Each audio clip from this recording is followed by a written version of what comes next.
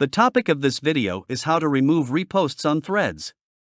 So, let's begin. Get your Threads account active. If there isn't one, install the app from the Google Play Store on an Android smartphone, then sign up for an account. You must visit the App Store if you have an iPhone.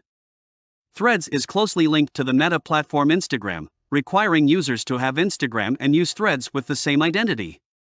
I'll show you the simplest way to remove reposts on Threads. What you have to do is simply open the main page of Threads. There are many threads here, simply press the third option beneath the posts.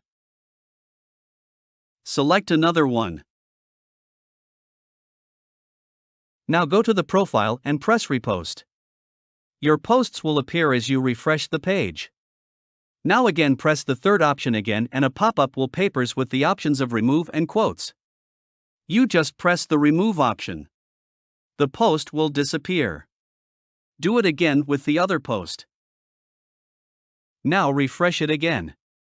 And all posts will be removed. It was the easiest way to remove the repost. I hope you learned something from this video. If you have any question, don't hesitate to comment down below. And thank you for watching.